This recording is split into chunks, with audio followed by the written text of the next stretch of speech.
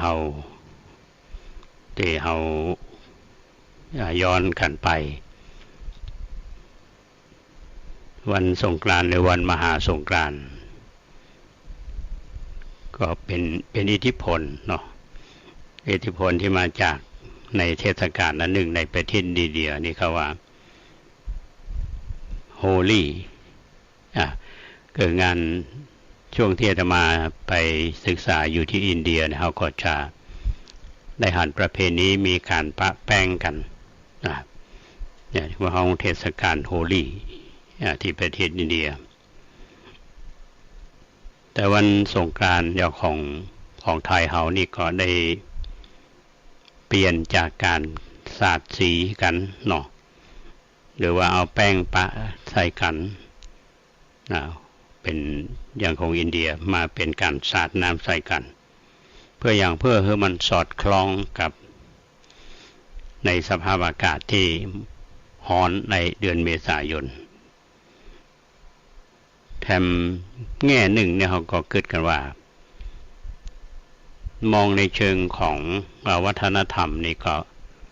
มันสะท้อนออกมาจากจิตใจของคนที่มีความสงบเยือกเย็นมีอัธยาศัยใส่ไมตรีต่อกันก็ได้สาดน้ำในเนี่ยของวันของความเปลี่ยนแปลงที่เขาว่าอย่างในเป็นบอกว่าย้ายจากราศีมีนมาสู่ราศีเมษเพราะฉะนั้นทำมาดูกันว่าคำว่าสงกรานต์เนี่ยเป็นบอกมาจากคำภาษาสันสกฤตซึ่งมีความหมายว่าการย้ายเขาเชื่อว่าสงกรานต์ที่ย้ายจากการเวลาเคลื่อนย้ายจากกาลสีมาสู่ปีใหม่คนไทยก็ยึดถือกันวันสงกรานต์เป็นวันปีใหม่ไทยอันนี้ก็มาตั้งแต่สมัยโบราณมาจนถึงพ.ศ. 2483นี่ก็ปรับเปลี่ยนคือเปลี่ยนไปแบบสากลนิยมก็เอาวันที่1 มกราคมของทุกปีมาเป็นวันปีใหม่ปีใหม่ไทยปีใหม่เมืองปีใหม่สากลไม่มีความเปลี่ยนแปลง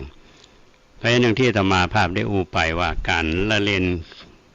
สงกรานต์เนี่ยไม่ใช่มีแต่บ้านเฮาเท่านั้นเนาะอย่างไกลบ้านเฮานี่บอกว่าจะเป็นพม่าบอกว่าจะเป็นกัมพูชาเป็นลาวในนี้ก็รวมไปถึงบางพื้นที่ในที่เวียดนามแม้แต่ประเทศจีนเนี่ยก็ยังมีศรีลังกาก็มีเนาะถ้าเขาอู้ถึงเรื่องวันสงกรานต์ถ้าเขาบอกอู้ถึงเรื่องตำนานวันสงกรานต์นี่ก็เหมือนจะขาดอย่างไปสักหน่อยหนึ่ง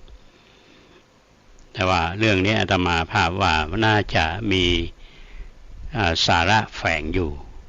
ในนิทานถ้าเขามีวิธีคิดเนาะทีนี้ก็มาฟังกันว่าตำนานวันสงกรานต์เนี่ยมันมีที่อ้างอิงเนาะ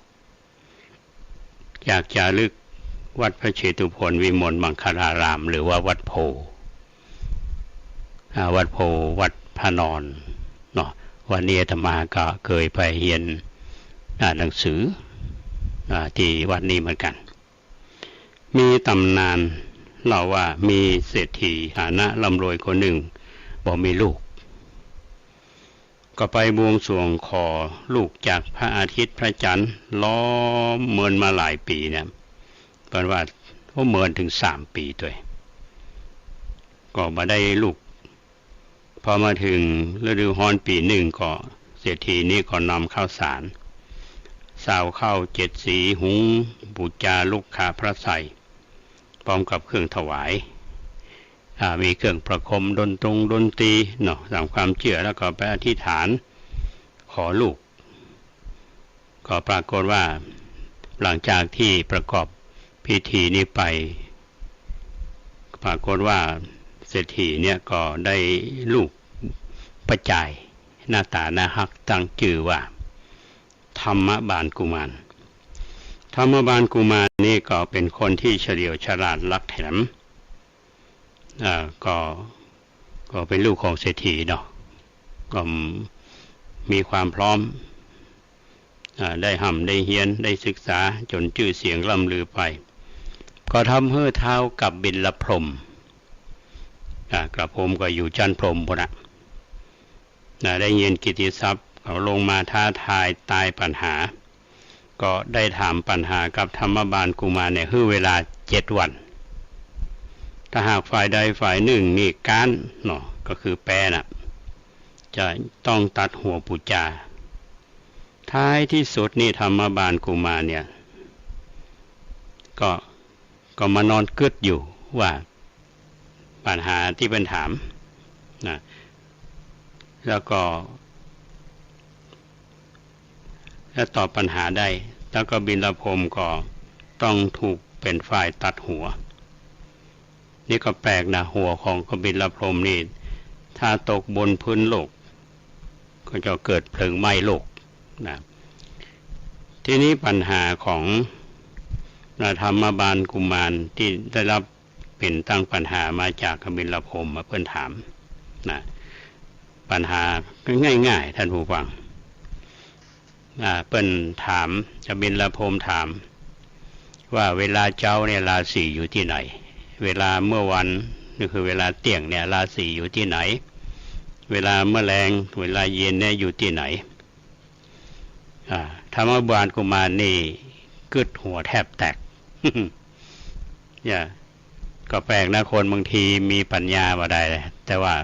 ปัญหาบางเรื่องนี้กึดไปใช้ได้หรอต้องเอาใส่ตัวช่วยทีนี้ธรรมบาลกุมารเนี่ยเวลาผ่านไป6 วันละเกือบครบอาทิตย์ละก็เปลี่ยนบรรยากาศกึดไป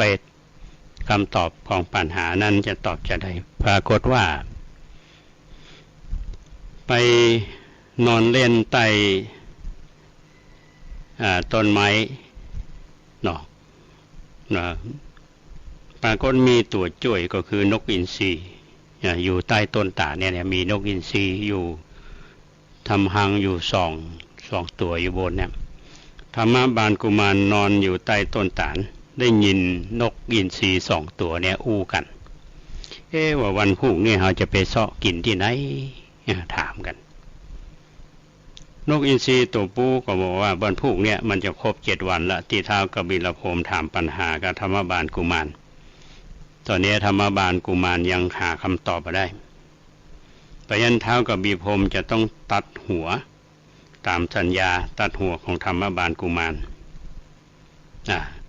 นกอินทรีก็ถามว่าปัญหานั้นมีอย่างผัวก็ตอบนางนกอินทรีว่าราศีตอนเช้านี่ราศีอยู่ที่หน้าพระจันทร์คนเฮาก็จึงเอาน้ำล้างหน้าแล้วตอนเที่ยงล่ะตอนเที่ยงนี่ก็ราศีอยู่ที่อกคนเฮาก็เอาน้ำมาปะแป้งน้ำกระแจจันรูปที่อกเวลาเย็นเมื่อแรงเนี่ยคนราศีอยู่ติดเท้าโทษใดอยู่ที่ตีนบ้านเฮาว่าเนี่ยคนทั้งหลายก็จึงเอาน้ำมาล้างเท้าธรรมบาลกุมารได้ยินคำตอบในตัวช่วยข้างนี้นี่เอาชีวิตรอดได้ท่านผู้ฟังทำเป็นเล่นไปได้เนาะเขาก็ว่าธรรมบาลนี่เก่งนะอาจจะเรียนมหาวิทยาลัยอาจจะได้เขาเรียกว่าเรียกเกียรตินิยมมาทำ1ซ้ำเนาะแต่ว่าวันนี้มีตัวช่วยคือนกอินทรีเพราะฉะนั้นได้คำตอบละ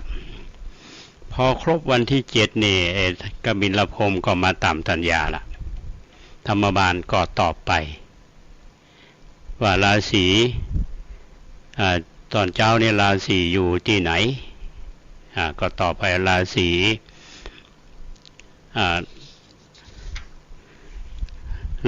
อยู่ที่หน้าเพราะฉะนั้นคนก็ล้างหน้าตอนเที่ยงนี่ก็ราศีอยู่ที่อกคนเขาก็จึงเอาน้ำอบน้ำหอมมาพรมที่อกมันแรงมาค่ำนี่ราศีอยู่ที่เท้าหรืออยู่ที่ตีนอันนี้ก็เป็นอันยอมรับกันสัญญาไว้ธรรมบาลกุมารก็มาถูกตัดหัวคนที่ตัดหัวคือกบิลพรหมทีนี้กบิลพรหมนี่ก็ต้องยอมรับเนาะเขาสัญญา สัญญาครองผมทีนี้อย่างที่ว่าเนี่ยถ้าหากว่าหัวของพรหมเนี่ยนะถ้าตัดแล้วลงแผ่นดินมันก็ไฟก็จะไหม้เอาไปลงน้ำมหาสมุทรน้ำก็จะแห้งนะเพราะฉะนั้นก็จะต้องมีคนอัญเชิญอัญเชิญคือธิดาทั้งเจ็ดเนี่ยเป็นปาตะปริจาริกาของพญาอินทร์คือนางทุงสะเทวีอันนี้คนที่หนึ่งเนาะคนที่สองชื่อว่านางลักษฎเทวีธิดาคนที่สามนี่ชื่อว่านางโคราชเทวีธิดาคนที่สี่ชื่อว่านางกิริณีเทวีธิดาคนที่ห้าคือนางมณฑาเทวีธิดาคนที่หกคือนางกิมิทาเทวีและธิดาคนที่เจ็ดนี่ชื่อว่านางมโหธรเทวี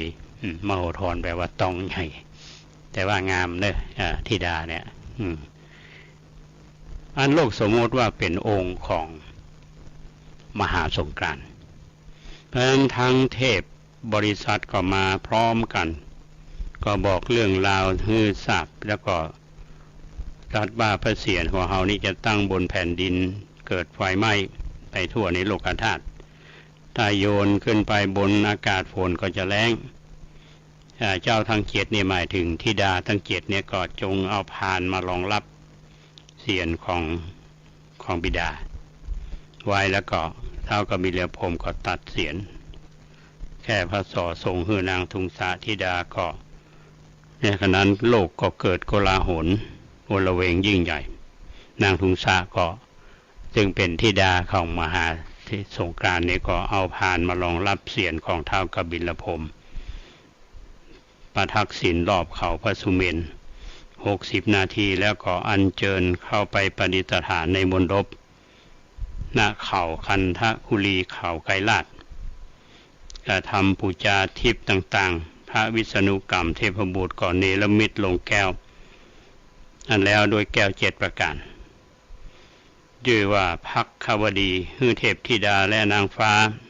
เทพยดาทั้งหลายก็เอาน้ำลงล้างในสระอนุดาต7 เตื้อแล้วก็แจกกันฮือสังเวยทั่วทุกพระองค์คันครบ365 วัน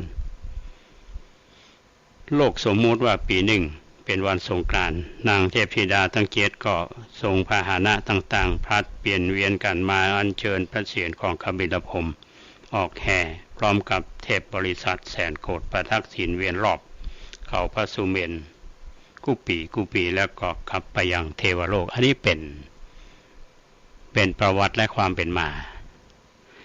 พร้อมกับเป็นนิทานเรื่องวันมหาสงกรานต์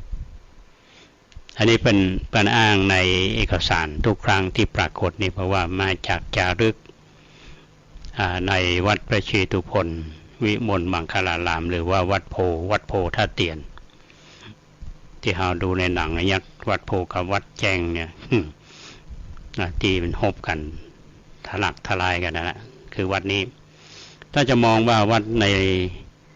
วัดโพนี้เป็นมหาวิทยาลัยแห่งแรกของไทยเราเพราะว่าในวัดโพนี้จะมีจารึกความรู้ต่างๆอย่างหมอนวดเนี่ยท่านผู้ฟังหมอนวดก็ต้องมาจากวัดโพเนาะเพราะสถานที่แห่งนี้เป็นที่มีองค์ความรู้หลากหลายนะเพราะฉะนั้นนิทานเรื่องของวันมหาสงกรานต์นี้ก็เป็นจารึกที่มีในวัดเชตุพนวิมลมังคลารามอันนี้เป็นนิทานวันมหาสงกรานต์นี้ก็มีท่านผู้รู้ก็เขียนหลายตีเนาะถ้าเราจะมองในแง่ของวันสงกรานต์หรือมันเกี่ยวข้องกันได้อย่างพ้องกับในวิถีชีวิตหรือเกี่ยวข้องอย่างเรื่องของความเชื่อหรือว่ามันมีตัวสาระคำสอนในทางพระศาสนาแทรกอยู่ก็ ถ้าจะมองว่านิทานเนี่ยก็เหมือนกับบุคลาธิฐานตัวละครในนิทานนี้เราจะมองกันคือท้าวกบิลพรหมเนาะท้าวกบิลพรหมจริงๆแล้วในเป็นเล่าว่าสาเหตุของต้นนี่เป็นอาตมาลืมบอกไปเมื่อกี้นี้นะครับเป็นว่ามันในภัทรกัปในวันมีเศรษฐีคนหนึ่งคำว่าเศรษฐีนี่มันก็รวยเนาะรวยมีเบี้ยมีเงินนักหนาปาปันมีเงินเกินมือกี่ร้อยล้านพันล้านว่าอย่างเถอะแต่บ่มีลูกท่านผู้ฟังแต่ใกล้ๆกันนั้นก็มีขี้เหล้าเนาะห้องว่านักเลงสุราคำว่านักเลงสุราเนี่ยแท้ว่าขี้เหล้าหลวงเนาะบ้านเฮาต้องขี้เหล้าหลวงขี้เหล้าหลวงปรากฏว่าโชคดีดอกมีลูก2 คนโอ้หน้าตาหน้าหักอันนี้เมามาเมื่อใดแขวะหาเรื่องกับเศรษฐีเนาะโอ้ท่านนี่จะรวยขนาดไหนจะรวยล้นฟ้าขนาดไหนเนี่ยตายไปก็อย่าไปตัวยังสักสตางค์แดงเดียวผมนี่กะลูกเนี่ยกำลังหน้าหักนี่ใหญ่หน้ากาบานก็ทำถึงแม้จะมีทรัพย์สมบัติแต่ว่าลูกเนี่ยเป็นคนสิ่งที่มีค่าอย่างน้อยมันเขาขยันมันเพียรเรียนหนังสือดีต่อไปเขาก็สามารถที่จะหาทรัพย์สินได้แต่ท่านนี่มีทรัพย์บ่ได้มันนึกถึงก็แต่หรอคนเขาก็เกิดแล้วเนาะจะเงี้ยจะได้เนี่ยเศรษฐีก็จึงไปทำพิธีบูชาขอลูกจะกี่ไงไปต่อกันตอนต้นตะกี้ที่ลืมไปเนาะขอลูกได้ธรรมบาลกุมารนั้นมานะจากธรรมบาลกุมารแล้วมันมีไปแหมเนาะกบิลพรหมธรรมบาลกุมารแล้วก็มีธิดาแล้วที่ว่าตัวตัดหัวกบิลพรหมแล้วนี่ถ้าตกลงแผ่นดินนี่เกิดไฟไหม้ถ้าเราตกในน้ำในมหาสมุทรนี่น้ำก็จะแห้งมีแต่ความเดือดร้อนอันนี้จะมีสาระที่มาแทรกคือเฮามองในฐานะที่เฮามองแค่มันเป็นนิทานนะต้องใจปัญญาพิจารณาต้องมีหลักคำสอนแทรกอยู่เพราะฉะนั้นวันพุธเนาะวันพุธเนี่ยอาตมาก็จะมาเล่าต่อให้ท่านทั้งหลายได้ฟังว่าประมวลเรื่องราวในนิทานมหาสงกรานต์เนี่ยชื่อบุคคลที่เกี่ยวข้องทั้งหมดเนี่ยถ้าเราจะนำมาคิดกันใส่ตัวสาระหมายถึงคำสอนในทางพระศาสนาเนี่ยเป็นจะหมายถึงอะไรยังอันนี้คือตัวสาระสำคัญเลยอันนี้ก็รอฟังกันแล้วกันเพราะฉะนั้นพี่น้องท่านผู้ฟังทุกท่านที่ติดตามรับฟังรายการของเฮาเนาะคือรายการลมโพเนี่ยปีใหม่เมืองเฮานี่มีอันหนึ่งที่จะสับสนก็คือเรื่องของวันที่จะปฏิบัติเกี่ยวกับปฏิทินถ้าปฏิทินหลวงบางปีแล้วก็ปฏิทินเมืองเฮาเนาะ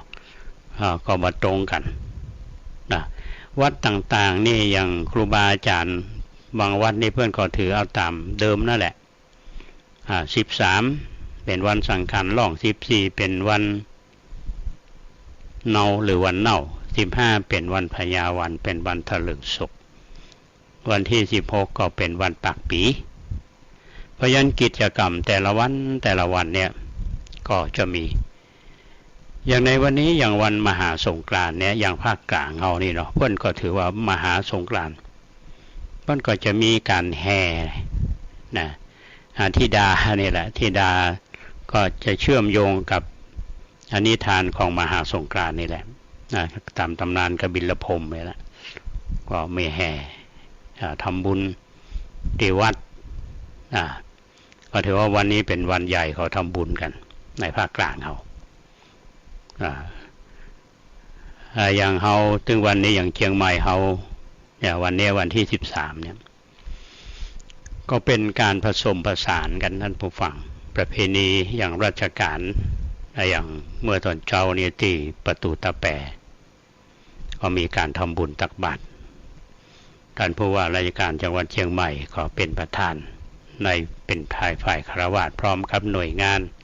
พร้อมกับองค์กรพี่น้องประชาชนก็มาทำบุญตักบาตร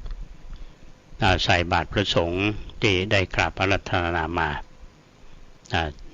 มีพระเดชพระคุณท่านเจ้าคุณพระเทพมังคลาจารย์เจ้าคณะจังหวัดเชียงใหม่เป็นองค์ประธานแล้วก็ท่านผู้ว่าเป็นประธานฝ่ายฆราวาส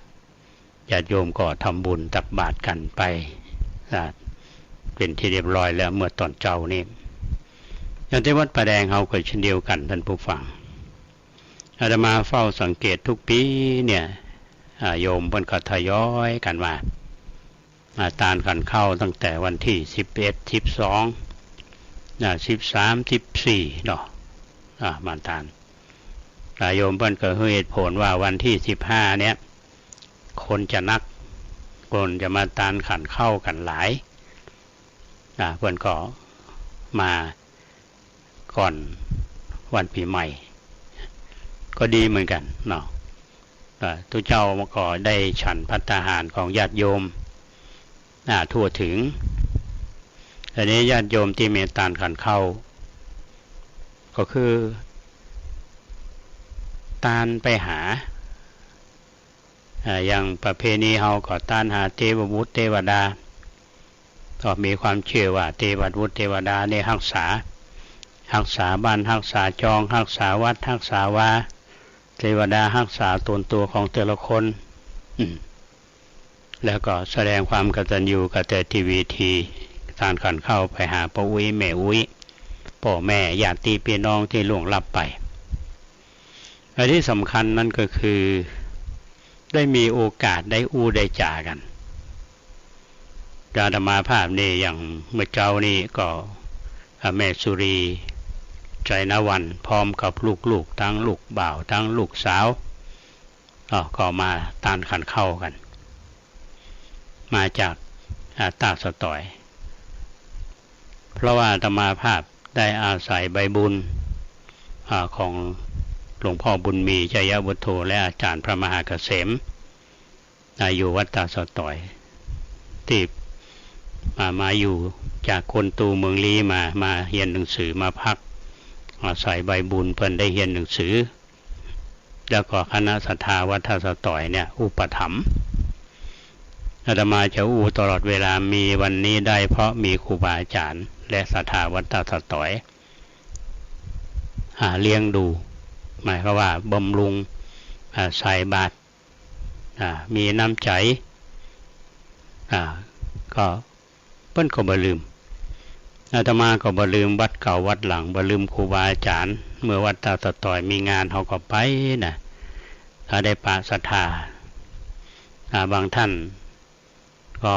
ลาลับไปแล้วบางท่านก็อายุนักแล้วบางท่านก็มีกิจกรรมก็มาร่วมกันอันนี้คือใจถึงใจท่านผู้ฟังเป็นการเชื่อมโยงกันเพราะเราเป็นกัลยาณมิตรซึ่งกันและกันมันก็จะเชื่อมโยงตรงไหนกับวันอย่างวันสังขารล่องเขาก็สมมุติว่าเป็นอย่างเมื่อเจ้าเนี่ยสังขารล่องบางทีเพื่อนก็ตีกระโลกพ่องที่มันนอกเลยบางคนก็เคาะต้นไม้ด้านพ่องบางแห่งก็ยิงปืนพ่องไล่ปูสังขารที่จริงวันนี้เป็นวันสาธารณสุขเป็นวันเพียวบ้านเพียวจองซักเสื้อซักผ้าวัดก็เพียววัดอย่างวัดประแดงนี่เพียวถึงวันกูเจ้ากูแหลงก็ทำกันอันนี้คือเป็นวันสาธารณสุขดูแลด้านกายภาพเขาแล้วก็ดูแลเรื่องพัฒนาอาภรณ์อันนี้ถือว่าเป็นวันสังขารล่องถ้ามองแหมอันหนึ่งก็คือสังขารล่วงวัยเขาล่วงเลยมาท่านผู้ฟัง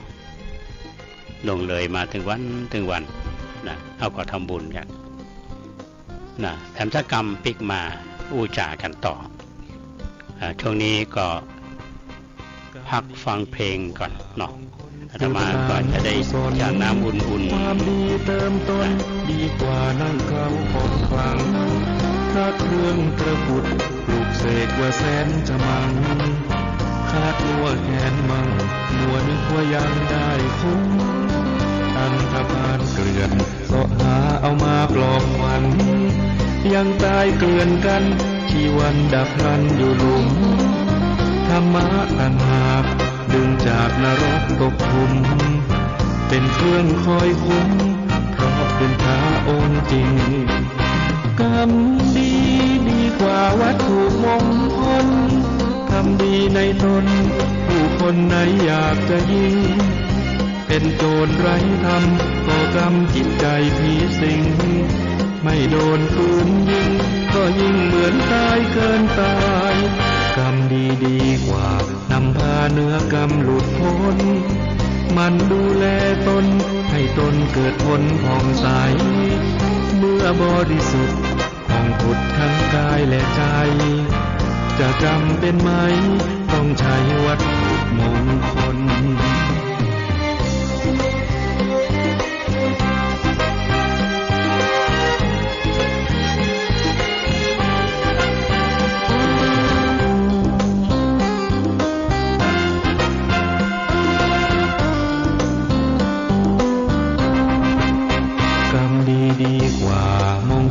สืบสานกุศล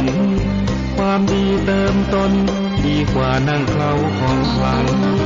พระเครื่องตะกุดปลูกเสกว่าแสนฉมังคาดมัวแขนมั่งมัวนึกว่ายังได้คุ้มอันธพาลเกลื่อนเสาะหาเอามาปลอบขวัญยังตายเกลื่อนกันชีวันดับพลันอยู่หลุมธรรมะต่างหากดึงจากนรกตกขุมเป็นเครื่องคอยคุ้มเพราะเป็นพระองค์จริงกรรมดีดีกว่าวัตถุมงคลทำดีในตนผู้คนไหนอยากจะยิงเป็นโจรไร้ธรรมก่อกรรมจิตใจผีสิงไม่โดนปืนยิงก็ยิ่งเหมือนตายเกินตายกรรมดีดีกว่านำพาเนื้อกรรมหลุดพ้น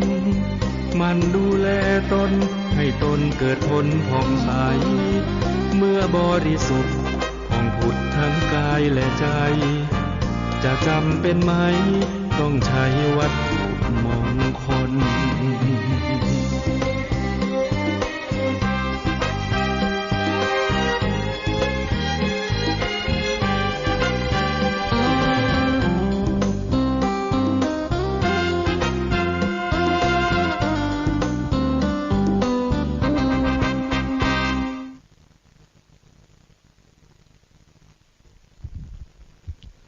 ท่านผู้ฟังกำลังติดตามรับฟัง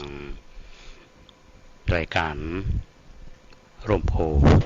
ทางสถานีวิทยุสาธารณะจังหวัดเชียงใหม่ FM 92.25 เมกะเฮิรตซ์อยู่กับอาตมาภาพพระครูโคสิทธิ์ปริยัตยาภรณ์ตะกี้ก็อู้มาถึงว่าวันสังขารล่องเนาะจริงๆแล้วนี่ก็ถ้ามองในแง่ของคำว่าล่องกับว่าล่วงเนี่ยมันใกล้กันเนาะ อย่างเขาป้ากันเนี่ยท่านผู้ฟังเมื่อก่อนนี่ยังอาตมาภาพอยู่วัดตาสะต่อยเนาะก็เป็นตุเจ้าหนุ่มๆศรัทธาตาต่อยเพิ่นก็มาวัดมาว่ามาวันนี้ก็เฮาก็สังขารร่างกายมันก็อายุก็เพิ่มขึ้นโยมที่มาเมื่อก่อนนี่เป็นละอ่อนหล่นเล่นวัดอยู่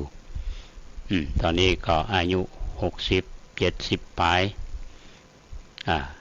แต่ว่าคือความรู้สึกดีๆมีต่อกันถึงแม้ว่ายังจะผ่านไปเวลาจะผ่านไปวัยมันจะผ่านไปนะแต่ว่าสิ่งที่มันยังอยู่ก็คือความเป็นมิตรความเป็นกัลยาณมิตรซึ่งกันและกัน เอาถ้าเป็นกัลยาณมิตรซึ่งกันและกันนี่จะอยู่ที่ไหนเนี่ยมันก็ไปมาหาสู่กันแต่ถ้ามาได้เป็นกัลยาณมิตรกันเป็นคู่ขัดแย้งก็ดีเป็นศัตรูกันก็ดีอยู่ใกล้กันก็เหมือนไก่กันเนาะใจมันไก่อะไรเพราะฉะนั้นมันก็จะเชื่อมโยงกับเป็นวันที่เขาว่าเป็นวันเน่าหรือวันเน่าบ้านเฮาฮ้องว่าวันเน่าถ้ามันเน่ามันก็บ่ดียกเว้นปลาหาเนี่ยเนาะเน่านี่ลำอยู่ ปลาลาบ่องเทมูทางเป็นดาวอีสานเป็นกินลำก็ยกเว้นบางเรื่องอย่างถั่วเน่านี่ก็ลำอยู่แต่ถ้าวันเน่าเขาทำสิ่งที่บดีบดียะบดีกึดบดีนะมันก็เน่าแต่เขาก็ต้องยกเว้นถึงแม้วันมันจะสมมุติว่าเป็นวันเน่าแต่ว่าการกระทำของเขามันตรงกันข้ามก็เป็นสิ่งที่ดีๆเนี่ยฮักกันจากันม่วนทำแต่สิ่งดีๆแน่นอนมันก็ดีพระพุทธเจ้าเพิ่นสอนเราแล้วก็วันพญาวันคำว่าพญาวันเนี่ยก็เป็นวันที่ดีเป็นวันที่ดีเพราะฉะนั้นวันดีเนี่ยคนเฮาก็ทางบ้านเฮานี้จะใส่บาตรใส่บาตรที่วัดเนาะก็เฮาถือว่าวันพญาวันนี้เป็นวันที่เฮาต้องมาทำบุญที่วัดมาฟังเทศน์มาเจริญจิตภาวนาได้ปะได้ได้จากันแล้วก็จะทำกิจกรรมร่วมกันกิจกรรมที่สำคัญนั่นก็คือการสะเก้าดำหัวการดำหัวเนี่ยก็เหมือนกันคำว่าดำหัวในที่นี้หมายถึงว่าคือแสดงความเคารพนับถืออย่างครูบาอาจารย์เขาเป็นลูกศิษย์เนี่ยเขาก็ต้องดำหัวครูบาอาจารย์อย่างพระที่อย่างอาตมาเป็นพระอุปัชฌายะท่านที่บวชกับอาตมาภาพเพิ่นก็อาจารย์อาตมาในฐานะที่เป็นลูกศิษย์มาโสมาคารวะเพราะฉะนั้นในวัดในเขตปกครองในระดับของวัดเนี่ยพระเนนในวัดเพิ่นก็จะโสมาคารวะซึ่งเป็นมารยาทว่าสิ่งที่ผ่านมานี้อาจจะมีการล่วงเกินด้านกายกรรมวจีกรรมมโนกรรมทั้งที่มีเจตนาและบ่มีเจตนาก็นำคำเป็นสมปล่อยมาโสมาคารวะมาขอขมาก็เมืองเขาว่าไปขอสุมาถ้าภาษากลางนี่ไปทำสามีจิกรรมสามีจิกรรมคือก็ไปขอขมาแล้วก็มีโอกาสได้ฟังโอวาทคือคำสอนจากครูบาอาจารย์อย่างเอาในฐานะลูกศิษย์เนี่ยลูกเต้าเฮาก็ไปดำหัวพ่อแม่ในฐานะที่เป็นลูกที่ดีบางทีเฮาก็ล่วงล้ำกำเกินพ่อแม่เอานำคำมินสมปล่อยไปโสมาคารวะขอปอนจากพ่อจากแม่ถึงว่าบางทีพ่อแม่เนี่ยบ่ได้บวชได้เฮียนมาปั่นปอนบ่ได้เหมือนทุกเจ้าบ่ปั่นปอนมาเหมือนผู้จานแต่มีความฮักและความปรารถนาดีต่อลูกคำสั้นๆมีคำที่ยิ่งใหญ่ประกอบไปด้วยความจริงใจฮักบริสุทธิ์ใจจากพ่อจากแม่อันนี้ลูกๆก็คงตระหนักนะแต่นี้บางเตื้อเนี่ยจะมาไปมันมีวันหนึ่งได้ฟังคลิปเนาะเป็นเป็นภาษาอีสานก็เป็นการระบายความรู้สึกที่มีต่อลูกประเภทนี้คือลูกสร้างความเดือดร้อนคือพ่อคือแม่คือแม่มีแต่เรื่องบ่สบายใจ สร้างแต่ปัญหาให้ตลอดบอกแล้วว่าตุกอกตุกใจขนาดไหนเป็นการตัดพ้อลูกว่าไปที่อื่นเนี่ยเปิ้นยัดเงินฮื้อ5 บาท10 บาท20 บาท50 บาทคนอื่นน่ะมีแต่คนฮื้อพอปิกมาถึงบ้านเนี่ยเงินที่เปิ้นฮื้อมาเนี่ยก็ฮื้อลูกเอาไปซื้อยากินเนี่ยมันเจ็บปวดจะมาฟังแล้วก็มันก็มีแหมมุมมึงเนาะอันนี้แม่ดีเนาะลูกก็ดีเพราะฉะนั้นถ้าแม่ดีพ่อดีอยู่แล้วเนี่ยลูกก็น่าจะเป็นลูกที่ดีได้แต่บางทีมันก็มีอยู่มาบางส่วนใหญ่ก็อาจจะเป็นแบบนั้นเพราะว่าอย่างที่วันนี้อันหนึ่งที่เราจะได้ยินกันท่านผู้ฟังคนเฒ่าเนี่ยเวลามาวัดเป็นก็ระบายในใจให้ฟังเกี่ยวกับเรื่องลูกของบางทีลูกนี่ได้รับการศึกษาดีแล้วก็ได้ทำการทำงานมีความรู้ในเชิงของวิชาการมีวิสัยทัศน์ในการทำงานอาจจะเป็นคนรุ่นใหม่การแสดงออกอาจจะบานิ่มต่อใดพ่อแม่ฟังแล้วก็บ่สบายใจก็มองว่าลูกบ่ใครอ่อนน้อมถ่อมตนก็มีความบ่สบายใจเหมือนกันแต่มันมีอยู่คนหนึ่งเนาะในคลิปเหมือนกันเพิ่นอู้ว่าลูกนี่มันต้องไปคาดหวังอย่างกับเขาเพราะว่าเขามีความรับผิดชอบต่อครอบครัวต่อเมียต่อผัวต่อเมียต่อลูกก็จะต้องมีภาระดูแลลูกเขาแล้วเราจะไปให้เขามาดูแลเราเป็นภาระให้เขาเหมือนกับว่าดึงเขาปิกมาเนี่ยบางทีอาจจะไปสร้างความแตกแยกในครอบครัวแล้วเราก็มีเวลาเหลือน้อยละจะไปให้เขาเวลามาทุ่มให้กับคนที่ใกล้ตายแกว่าอย่างนั้นนะโยมนี่เขาอู้อันนี้ก็เป็นมุมมองของเปิ้นเนาะอันนี้ที่เขาคิดกันปัจจุบันเนี่ยเพราะฉะนั้นในช่วงหัวเลี้ยวหัวต่อเรื่องของวัฒนธรรมการอยู่ร่วมกันในยุคของเทคโนโลยีเนี่ยท่านผู้ฟังมีอย่างเดียวคือปรับตัวและมีอันหนึ่งก็คือคนเฒ่าเฮาเนี่ย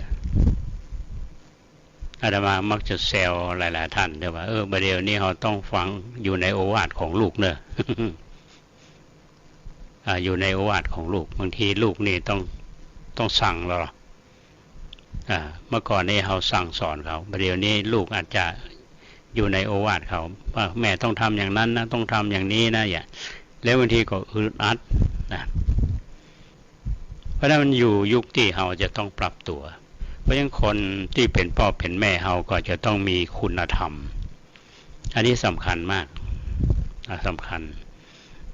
แล้วมันเชื่อมโยงกับหลักคำสอนในทางพระพุทธศาสนาเราต้องมีพรหมวิหารธรรมทั้งสี่หรือธรรมเป็นที่อยู่ของพรหม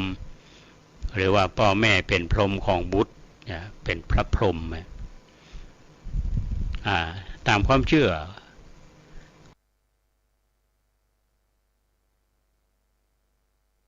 ตลาดในการ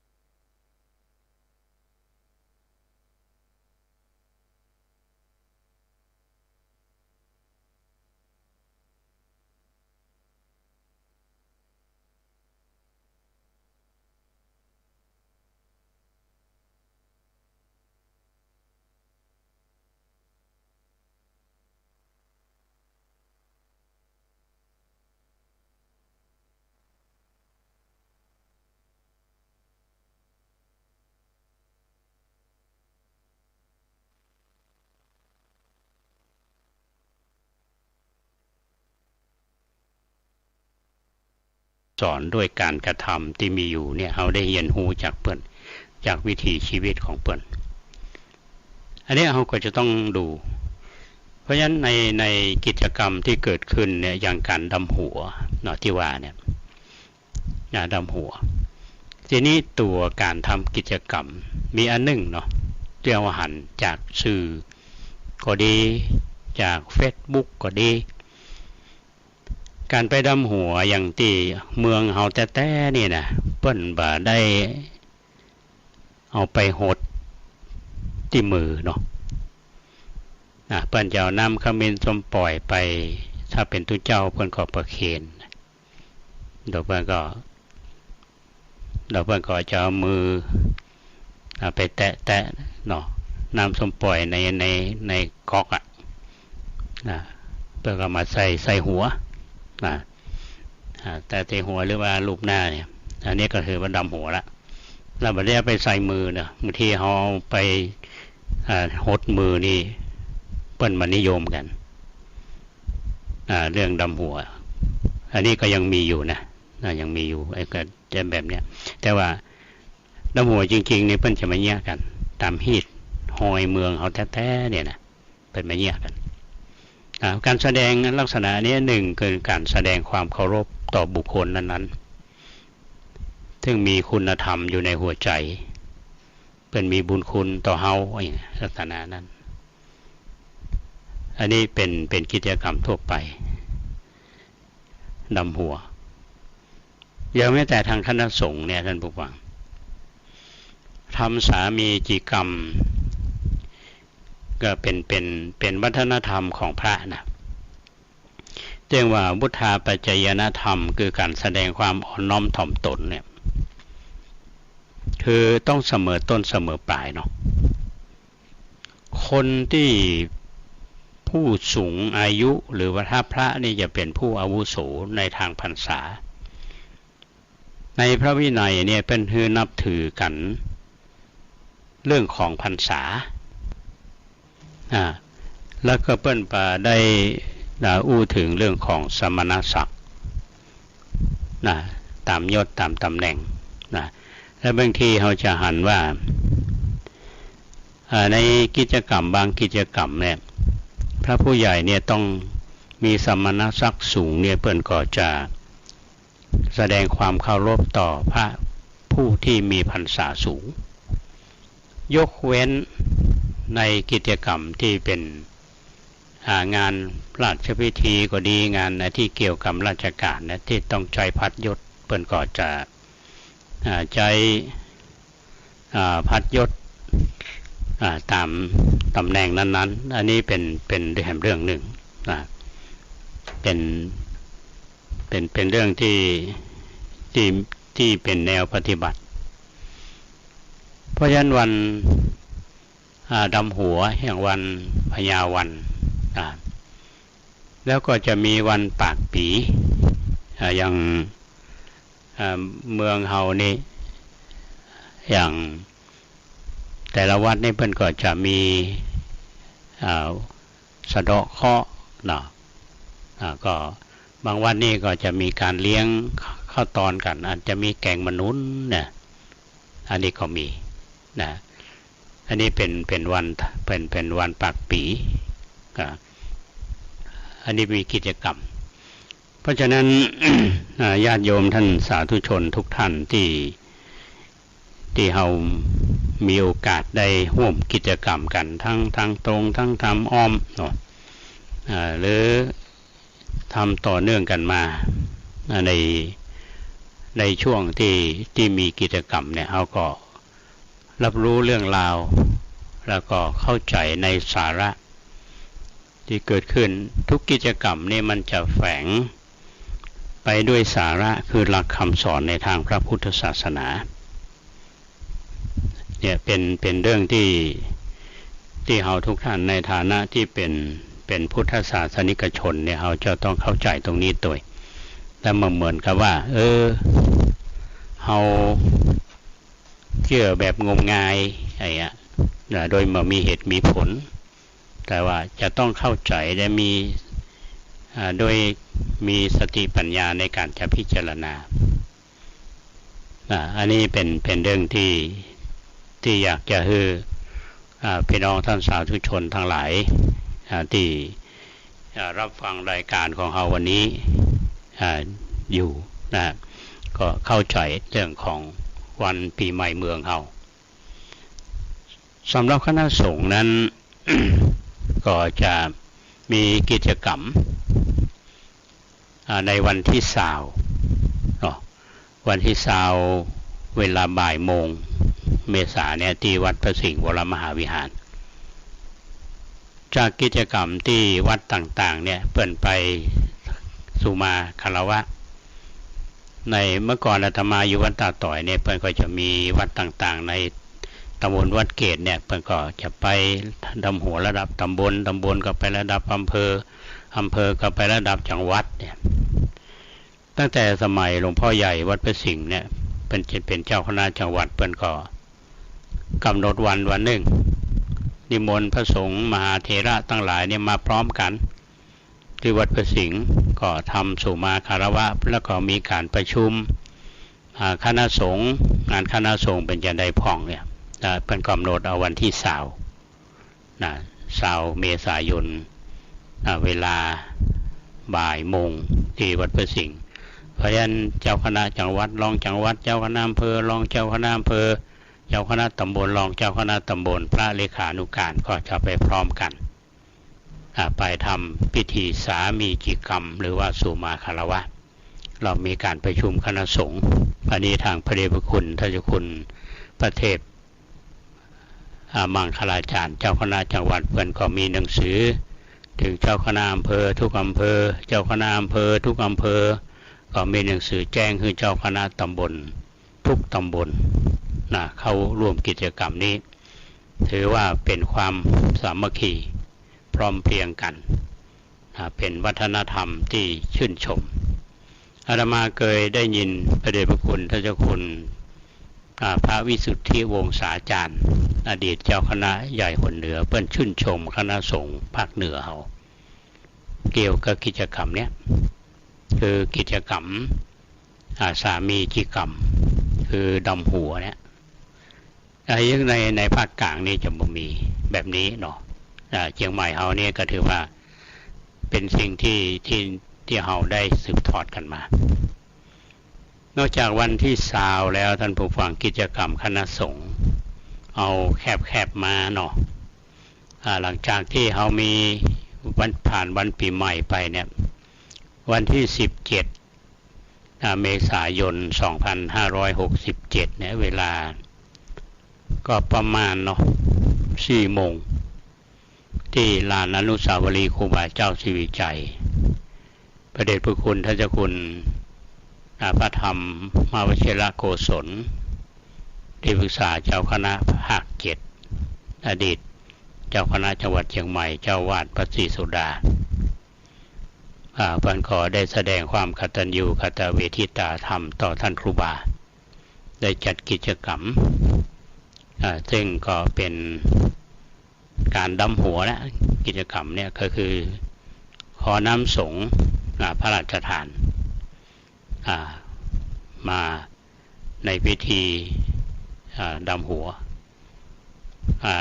นุสาวรีย์ครูบาเจ้าศรีวิชัยก็จะมีพระสงฆ์ทรงสมณศักดิ์ไป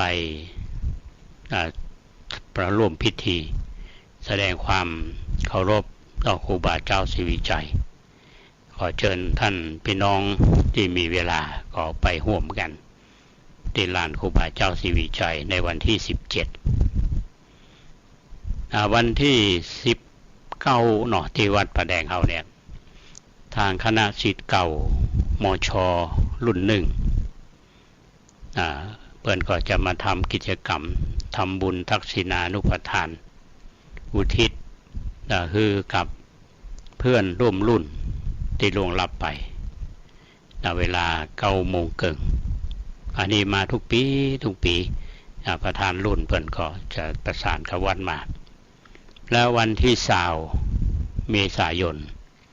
ก็เวลาประมาณ 1 ทุ่มเนาะที่วัดฝ่ายหินก็จะมีพิธีก็เรียกว่าพุทธาภิเษก สมโภชพระประธานพร้อมกันนั้นก็จะมีพุทธาภิเษกเหรียญครูบาโสภารุ่นแรกคือพี่น้องได้ไปสักการะบูชางานนี้ท่านพระครูสมุวิสุวัตวรกิจโจท่านเจ้าวาดท่านก็จะได้นิมนต์เกจิอาจารย์ครูบาอาจารย์มาประกอบพิธีแล้วก็จะมีการเทศสวดเบิกตามประเพณีพื้นเมืองของเฮาที่ครูบาอาจารย์เพิ่นสืบต่อมาวันนี้เป็นคืนของวันที่20 เมษายนและวันที่21ช่วงควายมาหน่อยก็ประมาณสัก9 โมงปลายก็จะมีพิธีก็มีเจริญพุทธมนต์แล้วก็มีดำหัวกู้ครูบาโสภาหรือท่านพระอภัยสารทะหรือครูบาหลวงอดีต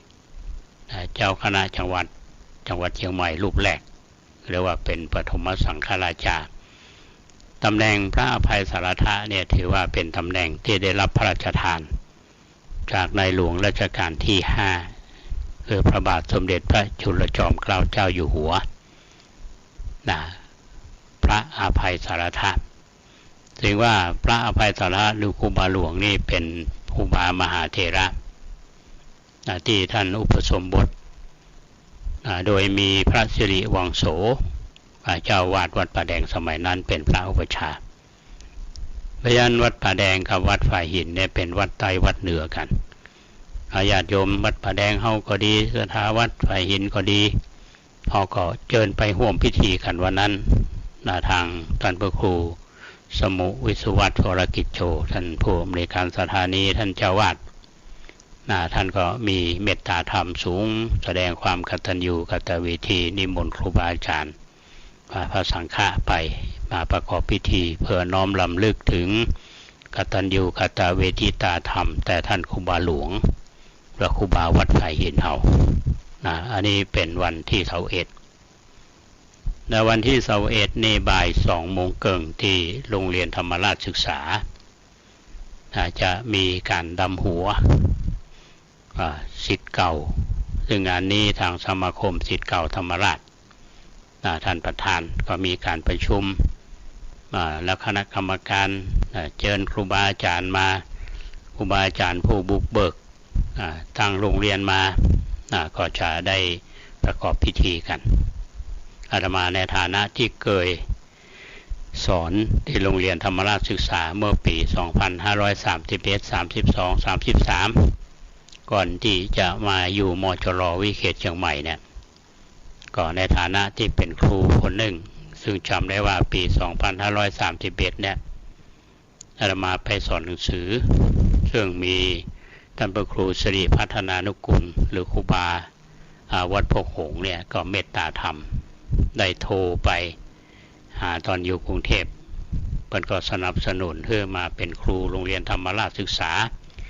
ในเมตตาธรรมของหลวงพ่อใหญ่พร้อมกับท่านพระมหาชลัมธรรมาวุฒโธปัจจุบันนี้ก็คือท่านพระครูปริยัติกิจจาภิวัตรท่านผู้อำนวยการสถานีเขาก็เป็นกัลยาณมิตรกันก็ทุกปีก็ปะกัน